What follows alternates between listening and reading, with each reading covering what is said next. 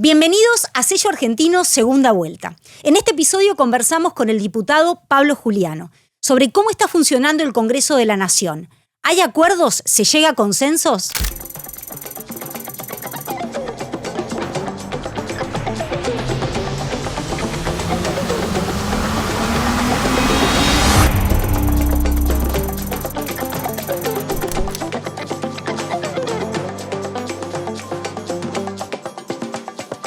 Bienvenidos a un nuevo episodio de Sello Argentino Segunda Vuelta.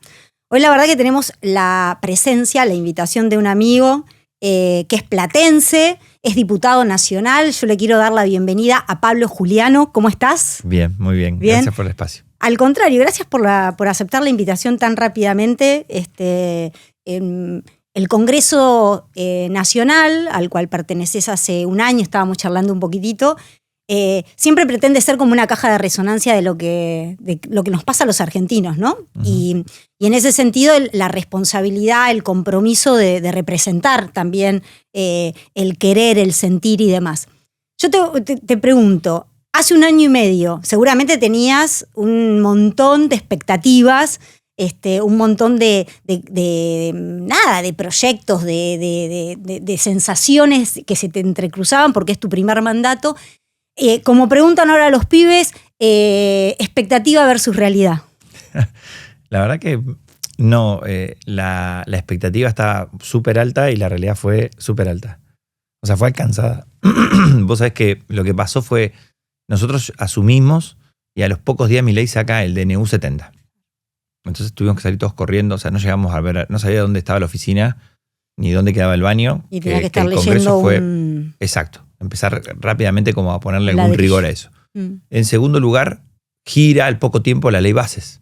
Y el Congreso se convirtió en un hospital, decía yo. Mira. Era un hospital, era una sala de emergencias. Venían el Colegio de Abogados del país, la Federación de Abogados de no sé cuánto, los mineros. Venía, ¿te acuerdas que se habían metido los del teatro?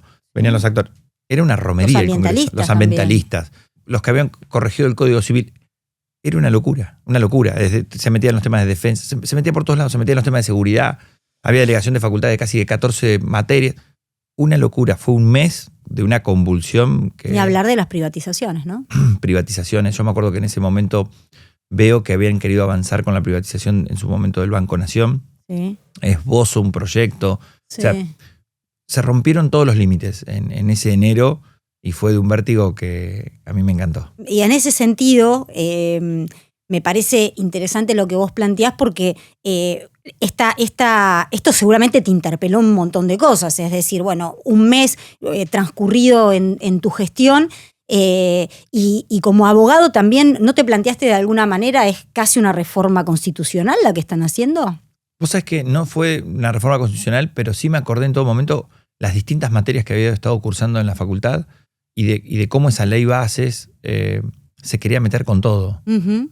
Entonces me acuerdo patente las primeras palabras que decían los fundamentos del mensaje que mandó Milei, el presidente, y decía, justamente se llamaba ley bases, porque era la ley de bases y punto de partida para la refundación de la Argentina. Sí, era larguísimo el título. Partía de la idea de que la Argentina en los últimos 100 años había encarnado todos fracasos.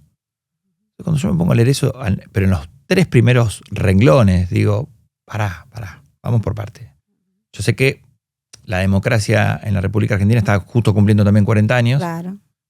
Fenomenal, con sus aciertos, sus errores y demás, pero a mí no me parece que la Argentina sea el conjunto de 100 años de fracaso.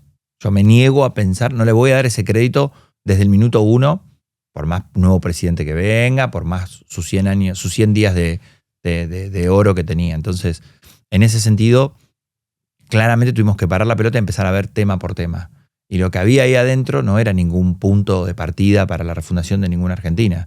Ahí lo que hubo fue un intento de dejar al desnudo la claudicación del programa económico de Milei. Uh-huh. Y esto lo dije en su momento, había un pedazo de la Argentina que no estaba dentro, no estaban las pymes, no venían imágenes. Es decir, yo me imaginaba que después de un gobierno que había ganado la elección, que le había ganado un gobierno que en teoría los que ganaron le endilgaban un mal manejo en la pandemia, es decir, que el punto de partida tenía que ser cómo reconfigurabas actores y actrices de nuestra vida en sociedad, no había ninguno ahí. No, y además uno supone que habiendo ganado, como vos decís, las elecciones, igual las urnas no te dan Ese cheque en impunidad blanco. ni cheque en No. blanco, por supuesto que no. Lo que sí el conocimiento que uno iba teniendo y la lectura parecía como una carrera contra el tiempo también, porque era una vorágine que ustedes estaban viviendo dentro del Congreso, los legisladores, que es como que llegaban tarde siempre a todo. Y bueno, y yo creo que fue también estratégico eso, ¿no? Sí, fue una estrategia de meter, no sé, 660 y pico artículos tenía. Era un código prácticamente lo que estábamos tratando. Y convivir con algunos diputados que te decían, bueno, la ley base se trata a libro cerrado.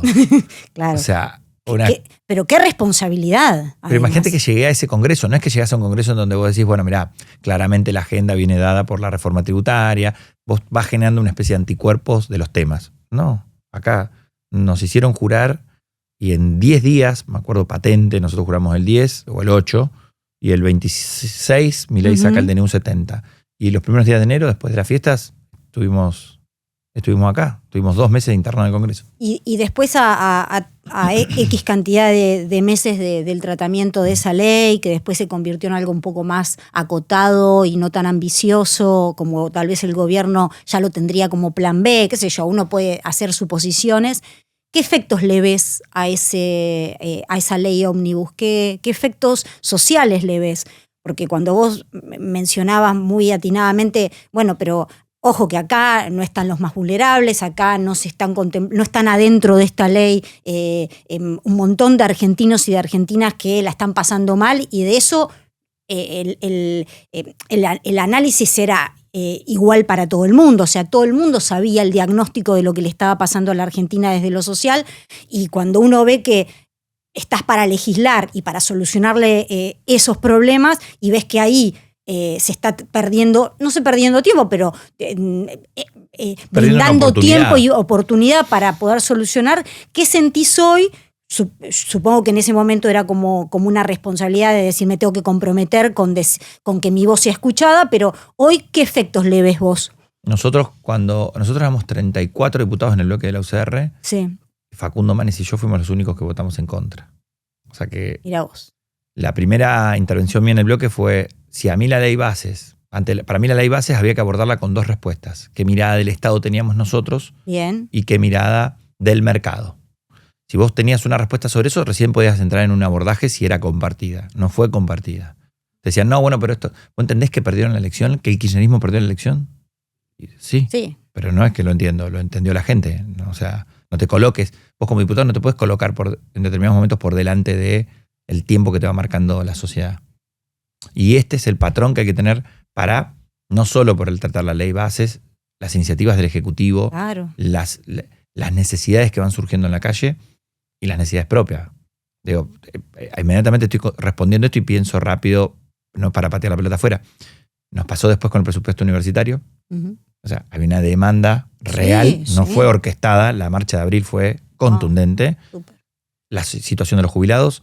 Y después me pongo a pensar el caso Libra, ¿no? Toda la situación de todo esto. Te quiero quemar todos los temas, pero pero fue terrible. La misma respuesta. Te dicen, pero ¿no te parece que tiene que haber juicio político? No, pero para todo tiene que haber un tiempo, hay como un timing del tema. Entonces, cuidar eso para no arrebatarlo. Sí, ¿vos has sentido en algún momento que todo el tiempo te están tratando de poner en un lugar o en otro? Que eso pasa mucho en este mundo de la polarización, ¿no? Entonces te lo pregunto a vos como político joven que está en la Cámara también hace poco tiempo, pero después vamos a hablar un poco de tu militancia universitaria.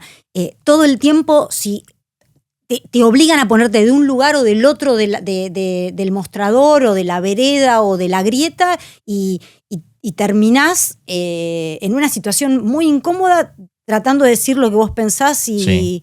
A mí me gusta, yo siempre acepté el desafío. Eso fue también materia de discusión dentro del bloque anterior de la UCR. Porque todos decían, no, pero a ver, le estás haciendo el juego al kirchnerismo. No, vos le estás haciendo el juego al kirchnerismo. Y te voy a explicar por qué. Porque vos no podés asumir que no tenés, que te robaron la base de sustentación, que te robaron los votos. Y quedarte sentado de brazos cruzados. Uh-huh. Vos tenés que hacer una autocrítica y tenés que construir un discurso. Si no, estás ahí para calentar la banca.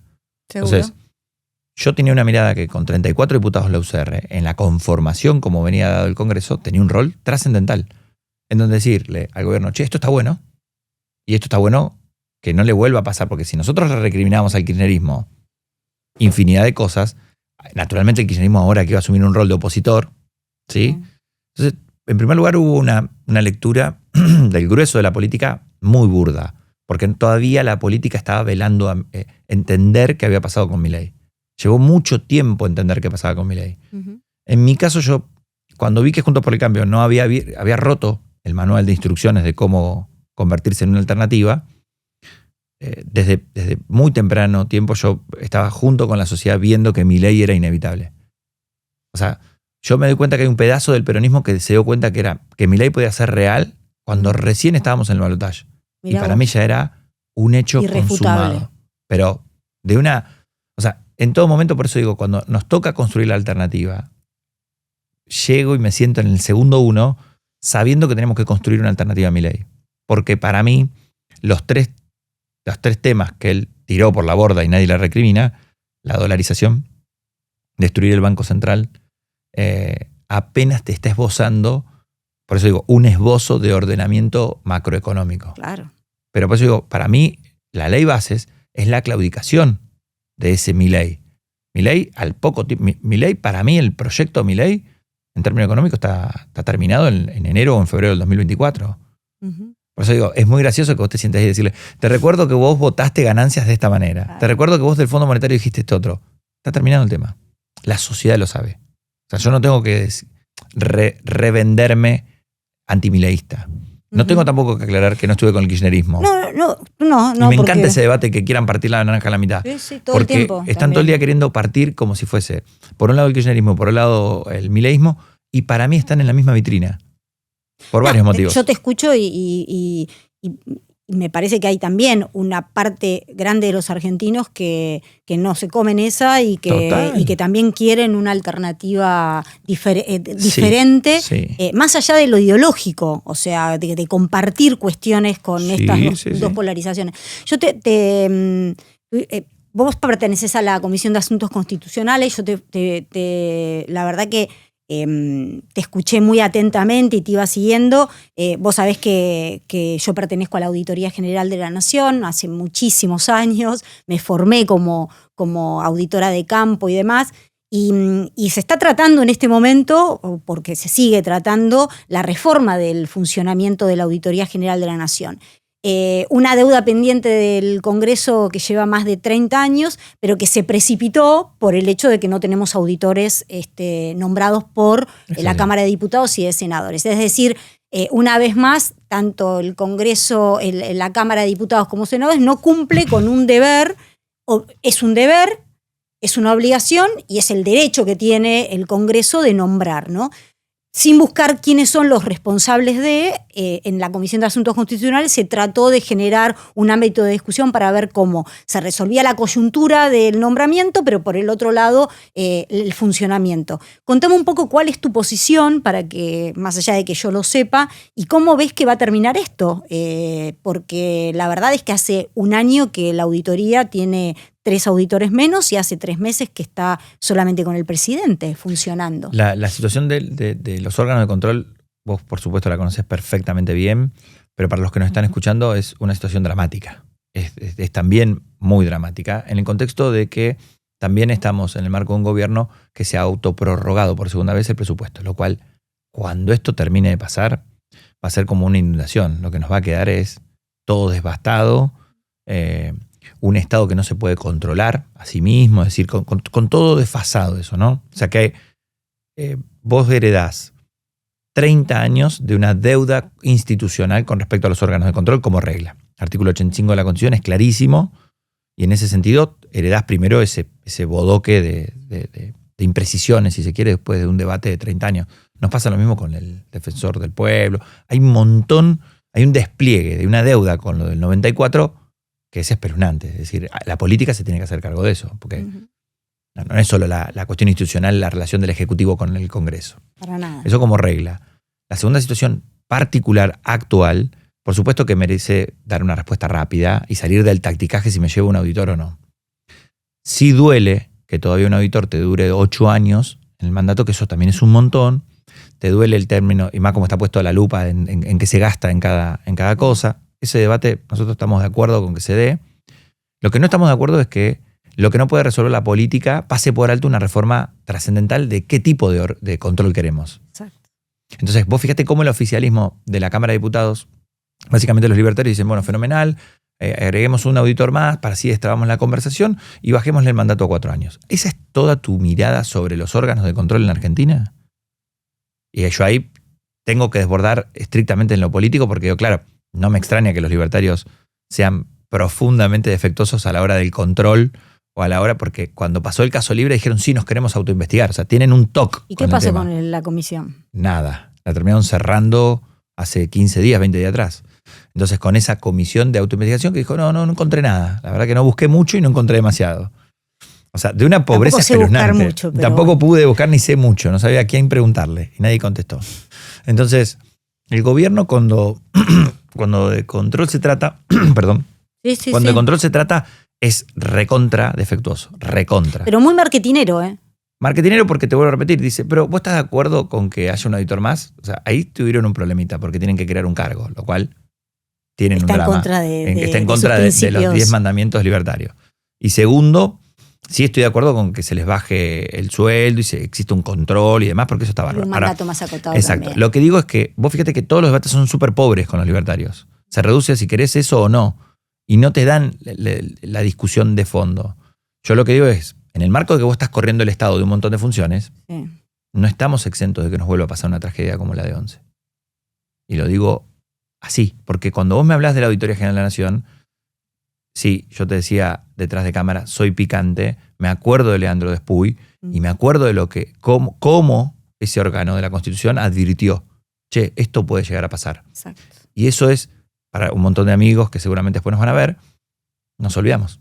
Nos olvidamos que ya nos pasó, que cuando controlarnos tiene que ser una parte inherente al ejercicio de poder.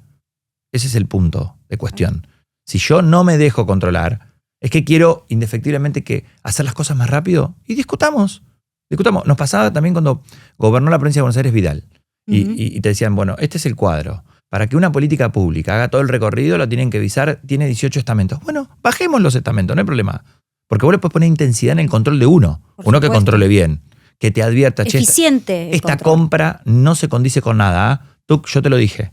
¿Vos querés comprar? No hay problema. ¿Querés avanzar igual? Sos el ejecutivo.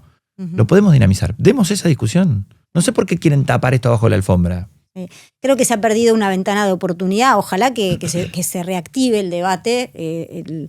La vez que estuve en la Comisión de Asuntos Constitucionales y que vos expusiste, se firmó un dictamen medio así extraño, cortito, yo creo que sin vuelo, ese dictamen donde se mencionaban 3 artículos nada más y que en definitiva, tal vez para el que no lo entiende, no soluciona en absoluto el contexto en el que hoy los trabajadores de la auditoría están viviendo también, ¿no? Porque los trabajadores de la auditoría están haciendo su trabajo, pero son informes que no pueden ser aprobados. Entonces, claro, no pueden ser aprobados porque la política no nombra a los auditores para que un organismo que funciona colegiadamente, no tiene quórum, porque tiene un solo presidente. Pero me parece que se ha perdido una ventana de oportunidad de lo importante frente a lo urgente, y me parece que es desconocimiento por parte del oficialismo en reconocer que la realidad de la importancia de los organismos de control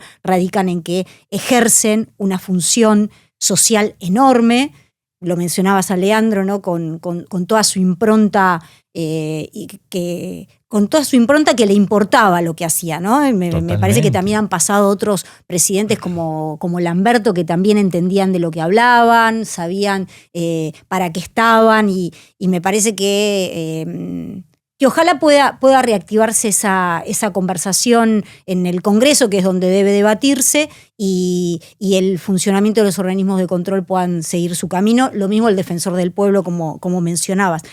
Te hago una pregunta porque hablaste de lo social, o estuvimos hablando un poco de lo social, Y la verdad que los índices de pobreza, también si uno analiza un poco los índices de las cuestiones que tienen que ver con la alimentación en la Argentina, cómo se alimentan los niños y las niñas y los adolescentes en la Argentina. Y la verdad que son índices preocupantes y de inseguridad alimenticia, ¿no? O alimentaria. Sí, buen concepto. Contame un poco de qué se trata este proyecto de ley que encabezás y que promovés, porque me parece que de esto no se está hablando, y me gustaría saber cuál es el rol que vos le encontrás a este plan que se pretende instaurar al Estado, ¿no? ¿Qué rol tiene el Estado en este juego, ¿no?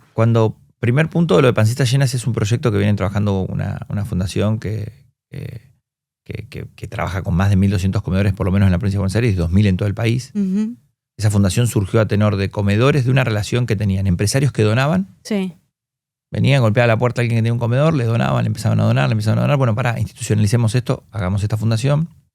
Y empezaron a apadrinar a miles de comedores por toda la provincia de Buenos Aires, básicamente, y en el país en general. Uh-huh. O sea, que vos ahí detentás un actor central en una política que pareciera que el Estado, no digo que se corre, ojo, vos tenés los niveles municipales, provinciales y nacionales e internacionales, sí, con una diseminación y multiplicidad de programas que abordan la cuestión de lo que vos llamabas muy bien, la seguridad alimentaria, ¿no? Sí. Porque después es muy fácil ver cómo en la provincia de Buenos Aires los índices de deserción escolar, bueno, el índice de deserción escolar es el escalón siguiente, es el punto siguiente si no atendemos la nutrición infantil. Pero hay una realidad que hay actores y actrices que ya lo están haciendo a diario y lo hacen con un escarbadiente. Y lo hacen contra un Estado que les pide, que les exige. Y sin querer desarticuladamente. Exactamente. Entonces hay toda una realidad que este proyecto de ley quiere poner arriba de la mesa, en primer lugar. Segundo, si el Estado en estos tiempos de desmantelamiento del Estado es un gasto esto, nosotros lo que tuvimos que hacer es, hoy lo decía temprano de esta manera, encontramos la manera de ser creativos para poder seguir siendo solidarios. ¿Y cómo es? Creamos este proyecto que es un fideicomiso en donde el Estado no tiene que poner $1, $1. No tiene que tener nada el Estado. Es decir, si las reglas de juego son que el Estado no quiere jugar, no hay problema. Lo único que le estamos pidiendo es que no abandone su función central de por lo menos ser el articulador para correr intermediarios en la lucha de esto que no tiene que ser partidizado. No, para nada. Sino que tiene que ser una gesta que vos digas, bueno, fenomenal. Reparemos esto. ¿Reparemos de qué manera? Te vuelvo a repetir, hay un montón de actores, básicamente actrices. Son mujeres las que prenden un fuego, no una cocina. Prenden un fuego, ponen una cacerola y ponen al medio lo que hay. O sea que a estas mujeres, que son ellas las verdaderas autoras de la ley, empezaron a trabajarlo en esa fundación. Qué bueno. Nosotros tomamos eso y le dimos como un formato. ¿Cuál es el formato? Me dicen, no, bueno, pero esto es crear un impuesto. No, no es un impuesto.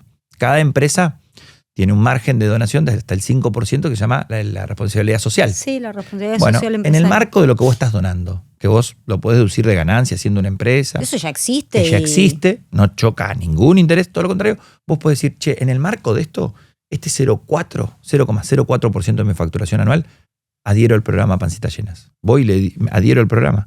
¿Quién va a articular eso? Capital humano. ¿Quién tendría que hacerlo? Y sí. O sea, pero no le estoy pidiendo un solo peso al Estado. No le significa nada. Se va a componer ese fondo de las empresas, alimentarias o no. Empezamos en el momento pensándola en la empresa alimentaria, sí, pero esto podría ser lleva un sellito que contribuye a Pancitas Llenas y eso se destina a todos los comedores y merenderos que están registrados en ¿dónde? En Capital Humano. Pero lo que te estoy pidiendo es que... Y contame qué respuesta, qué receptividad tuvo. Mira, yo no quiero, en ese sentido, la vocación, cuando yo les dije a estas mujeres y a Julio, que es uno de los padrinos que impulsa de la empresa Oralí, me digo, miren, yo en esto no tengo una vocación partidaria. A mí me encantaría que pueda salir como fue la ley de Bahía Blanca por 257, si es posible. Que entendamos que podemos encontrar algún lugar de un juego. Bueno, fenomenal. Los libertarios no quieren que gastemos un peso en esto, no hay problema. Bueno, se lo resolvimos. ¿Les molesta que los empresarios lo pongan? Si lo van a hacer de su propia facturación. Si lo hacen en el marco de leyes que ya existen. Uh-huh. ¿Sí? Si lo hacemos en el marco de compañeros y compañeras que la izquierda, que el peronismo y que todos nosotros reconocemos en el territorio. Entonces, vos podés encontrar un punto de partida interesante que termine aunando a todos. Esta es la vocación con la que presenta el proyecto. Buenísimo, a mí me encantó, por eso te lo mencioné, porque se lleva años en el Congreso hablando del Fondo de Alimentos, bueno, Claro. Y me parece que también es darle una respuesta a un contexto de coyuntura política donde parece que todos los y pasa que muchos de los proyectos tienen que pasar por presupuesto y es donde todo se genera un embudo porque nada pasa por presupuesto. Esto que vos estás contando fue uno de los temas que más me demoró en el trabajo del proyecto. Claro. Trabajamos un montón con tributaristas para que no pise la comisión de presupuesto. Claro. Porque sé que está presidida por este ogro, así lo digo abiertamente, de Esper, de una insensibilidad espeluznante, en donde aunque yo se lo explique, se lo informe, se lo dibuje, el no por el no forma parte de la consolidación del núcleo. Están jugando a la politiquería chiquitita. Entonces, no me gusta prenderme a eso. Espero que esta vocación, digamos, transformar. Lo hablé con el presidente del Bloque de la Libertad Avanza, se lo conté en todo momento. Estoy dispuesto a ir a hablar con el que tenga que ir a hablar. Todos. Porque, vuelvo a repetir, la autoría no es mía, es de actrices sociales. Entonces son ellas, en definitiva. Y ahí a mí particularmente me pega en un lugar muy sensible porque en plena crisis del 2001 mi abuela tenía un merendero. Ah, ¿sí? Entonces cuando las veo... ¿Allá en La Plata? En Necochea. En Quequén en realidad, ni siquiera en Necochea. ¿Ibas y la ayuda? ¿Ibas a veranear a Necochea? Yo en realidad nací en Neco y toda mi adolescencia y toda mi infancia fue allá. Súper linda. Entonces... Yo veraneaba con mi familia ahí, por eso te lo pregunto. Los veranos de Necochea. Un poco viento, pero lindo. Un poco, no tanto, pero no. De hecho ya está derogado también. Sí. Escucha, nosotros... íbamos a la playa de septiembre hasta marzo viviendo. Salíamos de la escuela y nos íbamos a jugar la pelota ahí. Hermoso. Pero entonces mi abuela en plena crisis del 2001, en un barrio muy carenciado de Quequén, armó un merendero. Entonces cuando yo veo a estas mujeres, me pega en una parte muy personal y no podés no mirar para el costado. No podés no activar. Pablo, vos fuiste presidente de la Juventud Radical de la provincia. Contame un poquitito de esa experiencia, pero un poquitito antes también militaste en Franja Morada. Y la experiencia de la militancia universitaria tiene sus luces, sus sombras, pero tiene como una impronta muy de sueños, muy de... romántica. Exacto, y está buenísimo que así sea, ¿no?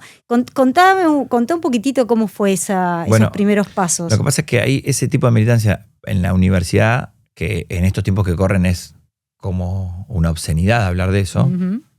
Hay mucha gente que no entiende lo que significa llegar a la universidad cuando vos venís del interior, dejaste atrás a tu familia, no sabés si vas a llegar a fin de mes, no sabés si el mes que viene te volvés a tu casa, o sea, de una inestabilidad total. Sí. Y en el marco de eso, por la encomienda que te llega. La encomienda que es como una especie de negociación total con el Fondo Monetario Internacional. Entonces ahí el espíritu de alguien que viene del interior se forja a hierro, ahí, a capa de espada. Sí.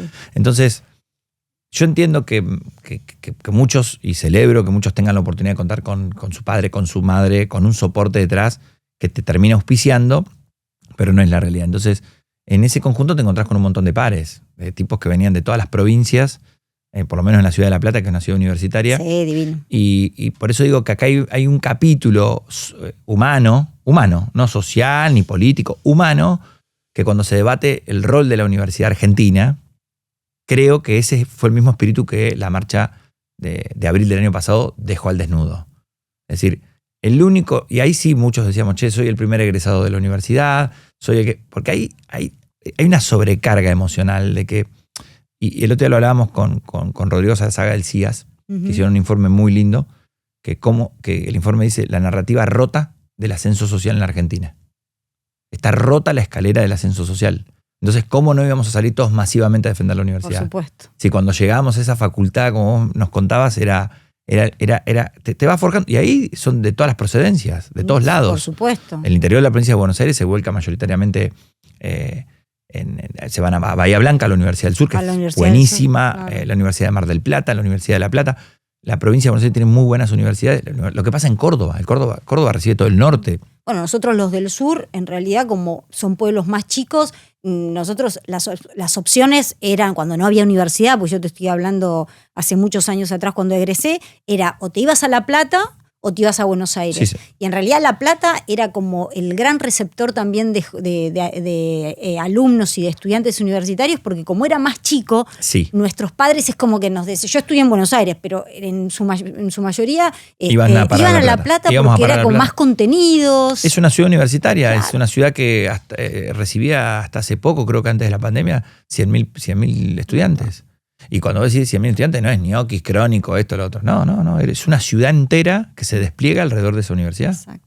Entonces, en ese contexto, haber llegado ahí, la militancia de ese tiempo está atravesada por eso. Entonces, está bueno porque en nuestro caso, particularmente, yo formaba parte del centro estudiante y integraba ¿Y qué hacías ahí? la revista. Ay, qué bueno. Sí, hicimos un congreso. Yo llegué en el 2006 y en el 2007 hicimos un congreso general, el cuarto congreso general de Derecho, en donde invitamos a todas las estelaridades de aquel entonces. Estaba muy en boga las teorías finalistas del derecho penal. Invitamos, pero a todos los que, creo que no sé si no fue Lorenzetti, que actualmente ahora está en la corte. No, fue Raúl Alfonsín, para hablar de teoría del Estado. Tuvimos la oportunidad de estar con él, llevarlo. En ese entonces estaba muy fresca la corte nueva que había armado Néstor Kirchner. Sí. Argibay era... Y era como lo súper más novedoso, ¿no? Súper novedoso, porque traía una mirada distinta con respecto al derecho penal. Bueno, nada, esos fueron cuando se fue forjando uno ahí en la franja, así que tengo los mejores recuerdos de la Qué lindo. de la ¿Y siendo franja. presidente de la Juventud Radical? Eso vino después, bastante Sí. después, porque nosotros lo que hicimos con la Juventud Radical fue fundar un grupo, Uh-huh. y la verdad que estuvo también muy bueno porque ahí recorrimos cada rincón de la provincia de Buenos Aires. O sea, y lo hacíamos a dedo, en tren. Aparte, imagínate hacerle RCP a la Juventud Radical de la Unión Cívica Radical previo a lo de Cambiemos. Sí. Porque post Cambiemos, ponele que tenía algún sentido. En la previa esa éramos nosotros contra la cámpora, que era, o sea, no existíamos. Tuviste un trabajo interesante. No, imposible. Fue una cosa. Por eso cuando a mí a veces en Twitter me dicen, no leo tu Twitter de cuando Cristina, no sé qué, anda a la mierda. Sí, anda a la mierda. A mí no me venga con TBR, olvidate, no me vengas con eso. No me prendo. Qué bueno. Nada, quería mencionarlo porque me parece que son trayectorias de jóvenes que se incorporan, porque sos un tipo joven que se incorporan a la política y te veo con mucho compromiso, como disfrutando de lo que estás haciendo, lo charlábamos un poco antes. Me parece que tiene que ser así. El disfrute de representar y además el honor de representar en el Congreso a quienes, me parece que es lo más lindo que te puede pasar es que te elijan para representar, ¿no? Y hacerlo con alegría, hacerlo con convicción, no corriéndose de los problemas, me parece que también es una forma de transmitir, ¿no? a los jóvenes esto, ¿no? Sí, a los jóvenes y a los viejos y a los del costado y a los de arriba. A mí me fascina entrar a la sesión, entrar al Congreso. No me quiero poner cursi, ¿no? Pero digo, tengo una historia familiar muy particular. Mi viejo la dejó a mi vieja en pleno 2001. Es decir, tengo toda una carga que juego a no olvidarme todos los días, pero no con resentimiento. Para no olvidarme de quién soy, digamos, de qué punto de partida, dónde surgió tu compromiso político, para qué estás acá. Entonces, ¿vos qué querés defender? ¿Qué Argentina? Entonces yo me divierto muchísimo cuando los libertarios entran en esa coreografía del fin del mundo, ¿sí? De que ellos son los que vienen son la fuerza del cielo, con toda esa carga esotérica. Mirá, la verdadera Argentina está en otro lugar, que hoy te dio la carta a vos para poder salir de una situación de secuestro. Pero yo veo un pedazote de Argentina que no está representada ahí. Uh-huh. No lo veo en esas bancas, no veo a alguien que sepa en el cuerpo qué significa estar esperando 25 minutos del colectivo para poder llevar a los chicos a la escuela. Y eso te tiene que atravesar, ¿viste? Cuando vos ves líderes políticos que te inspiran, porque eso también... Es re importante eso. Sí, pues están todos vacíos. O sea, no hago nombres propios, pero quiero decir, llegan ahí, no el Congreso. ¿Pero qué el Congreso? El Congreso no es una heladera. No. El Congreso tiene que tener esa vitalidad. Si tiene esa vitalidad, o por lo menos uno no renuncia. Yo le dije a Menem, así como te lo digo a vos, y lo puedo hacer público y demás, acá yo no soy enemigo tuyo, pero yo soy un adversario. Porque el modelo del que vos estás convencido, para mí va camino al fracaso. Va camino al fracaso. Probablemente nosotros no tengamos el modelo todavía cerradito para decir, esta es la salida de la Argentina. Sí. Pero no voy a renunciar un solo instante a que el día a día vaya demostrando cómo se construye ese modelo. Probablemente los modelos no vengan en una carpetita cerrados, sí, sino que sean el producto de tus aciertos, tus debilidades, tus fortalezas, tus generosidades, de poder reconocer. Yo veo que hay un montón de diputados que son buenísimos en un montón de temas. Independientemente de dónde provenga. De todas las bancas. Y cuando digo de todas las bancas, y voy a dar nombre, Machado trabaja bien, la diputada del PRO trabaja bien. Entonces, ponelo, dale, reconoce al otro. Digo, yo tengo miles de diferencias, tengo distintas perspectivas sobre el régimen penal juvenil, nos peleamos, discutimos, pero reconoce al otro. Y eso es que lo que veo, no veo un presidium ahí, que es lo que yo en parte digo, che, vos sos un par, tenés que presidir esta amalgama, tenés que lograr sacar eso. El presidente sacar de la lo Cámara, mejor de cada uno. El presidente de la Cámara tiene que convencer al presidente de que no se trata de ratas, no garpa eso. Mirá, lo dijo el Premio Nobel de Economía. Sí. Ordená todo lo que quieran los números y demás. Pero si no tenés instituciones fuertes, vos no salís de una crisis económica. Un país se para en dos piernas, en dos bases fundamentales. La fortaleza institucional y la fortaleza económica, o la claridad económica. No lo mencionamos, pero creo que estuvo todo el tiempo dando vuelta. El modelo de desarrollo argentino, ¿no? Uh-huh. De lo que se habla muy poco, porque creo que se habla mucho sobre el enfoque económico, ¿no? Hay como una intoxicación que tenemos los argentinos, y esto nos hacemos cargo de todos, de hablar todo el tiempo de temas económicos, ese hablemos sin saber, ¿no? De muchos, otros saben, la mayoría no. Pero creyendo que pisando la inflación se solucionaban todos los problemas y empezaba un desfoja cero todo me parece que desarrollo nacional, modelo de desarrollo nacional, si tuvieses que decir 3 puntos que vos crees que tenemos que ir hacia ahí para lograr el desarrollo y que el modelo de desarrollo nacional alguna vez y por todas empieza a encaminarse, ¿no? Está bueno esto que vos decís, porque hay que preguntarnos por qué no fue seductor. ¿Qué hemos hecho hasta acá para que no te seduzca o no te apasione? Es porque lo volvemos desaprensivo. Uh-huh. O sea, está sobrediagnosticado, diría Facundo Manes. Hay un 70% de la Argentina que está de acuerdo con que hay que destrabar, con que hay que bajar impuestos, con que hay que... Es muy simple. La Argentina fue grande, fue potente y supo derramar bien, en términos de los tiempos que corren, sí. Cuando pudo exportar, cuando pudo jugar, cuando corrió trabas. Un día hablando hicimos un viaje de una beca a Estados Unidos y un funcionario americano, era una mujer en realidad, una funcionaria, dice, yo trabajo todos los días para correr los obstáculos, de un estado importantísimo de Estados Unidos, para correr los obstáculos a la hora de exportar y de vender y comerciar. Y eso es una faceta. ¿Por qué digo? Porque yo siento que la Argentina está como anclada. Como decir, che, ¿cuántas oportunidades nos perdimos en segmento por segmento? Área por área, punto por punto. Digo, para salir de esta cuestión primaria de la economía y demás. Porque el desarrollo, como bien decís vos, muere ahí en la canaleta de lo económico. Ahora, estar desarrollado significa, che, démonos un debate. ¿Podemos cerrar ya definitivamente la discusión de que existan cloacas en el conurbano? Porque eso es parte del desarrollo. ¿Qué te parece? ¿Podemos cerrar definitivamente? Yo estoy convencido que hay que decir que las generaciones que vienen tienen que ir hasta a la doble escolaridad. Y vos me decís, pero Pablo, si no le pagamos a los docentes. Sí, ya lo sé. Pero están hay que mal pagos. trabajar para Pero eso. tenés que poner el caballo delante del carro para que empiece a empujar algo que nos empiece a juntar. Después vemos cómo lo sofisticamos y cómo nos imaginamos esa escuela del futuro. Uh-huh. Entonces, para mí, ahí están los dos protagonistas del desarrollo. Y son nombre y apellido. Cuando hablas de exportar más, no quiero balanzas comerciales lindas. Lo que quiero es puestos de trabajo. Quiero argentinos empujando eso. O sea, poniéndose la camiseta de eso. De la industria nacional, Sí, de la industria producción. Cuando yo veo lo de Mercado Libre, Sí. a mí me pone contento 11.000 personas empleadas acá. Bueno, ¿por qué si es una empresa nuestra, en el marco de una ley del software, Uh-huh. no podemos nosotros decir cómo hacemos para que... Esto igualmente como me dijo un amigo. Cuando se discute el desarrollo, se discute sin nombre y apellido. No es para Mercado Libre, no es para Juan o para Luis o para Alberto. Que no tenga nombre la ley. Que no tenga nombre, pero ¿cómo hacemos para que nuestras naves tengan el doble de argentinos involucrados? Uh-huh. El problema también es que, por eso te digo, partimos de una base de desconocimiento de quiénes somos los que estamos empujando eso. Entonces, y no te lo explica tu procedencia partidaria.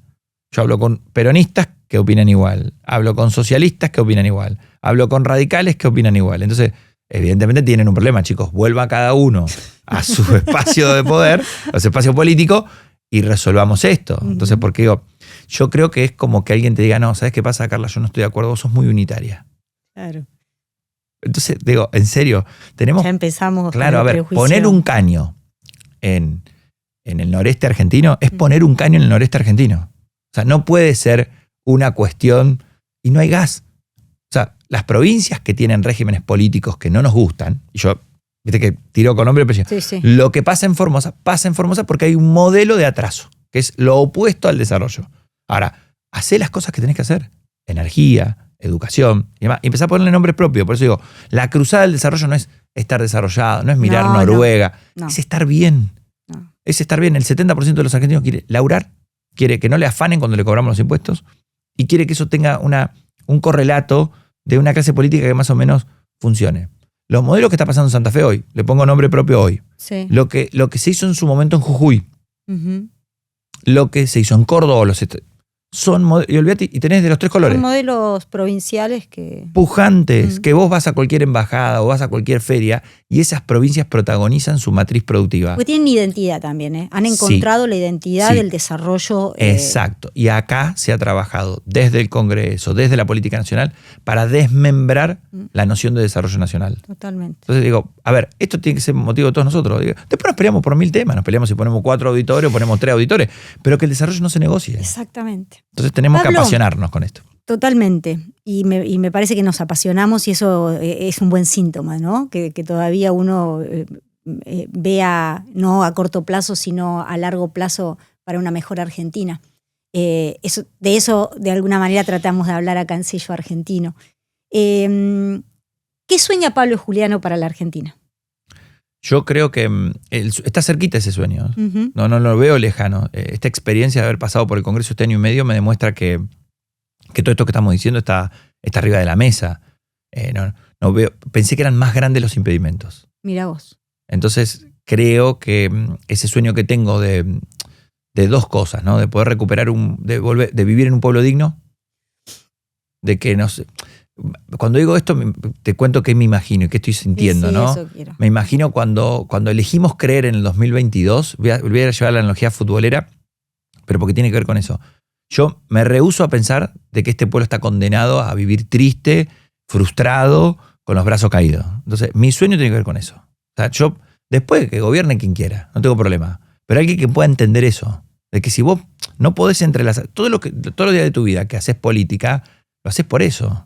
Para que realmente uno pueda tratar de contagiar. Claramente no vas a poder resolver en 4 años décadas de decadencia. Uh-huh. Pero yo lo que digo es, ¿por qué no podemos enderezar un poquitito más? Y te hice el desborde por lo futbolístico y te hago el desborde por los vecinos. Yo veo a los uruguayos Sí. y a mí, como hermanos que somos, yo cuando veo toda la región, me siento muy cómodo en todos los países. Esa cuestión futbolera de nos peleamos con Brasil, no seamos Sí, todos. también, Con Brasil, bueno. con Brasil no tenemos que pelear, gobierne quien gobierne, no tiene que ver con eso. Pero digo, cuando veo Uruguay, a mí me encanta lo que pasa en Uruguay. Que lleguen en la puerta los expresidentes todos caminando Qué de bien. distintos colores políticos, con esos sueños. Con que en la Argentina los presidentes puedan, en vez de estar desfilando en tribunales, estén desfilando en los distintos eventos con todos los colores políticos y de vuelta cada uno un cachito más o un cachito menos, por lo menos nos podamos sentir orgullosos, es decir, que han podido contribuir. Si eso pasa, creo que voy a poder dedicarme tranquilo a hacer una huerta en casa y listo. Ya está. Y escribir. Y escribir. Muchísimas gracias, Pablo. La verdad que ha sido un placer esta charla, esta conversación. A vos, la pasé Muchas muy bien. gracias. Nos vemos la próxima.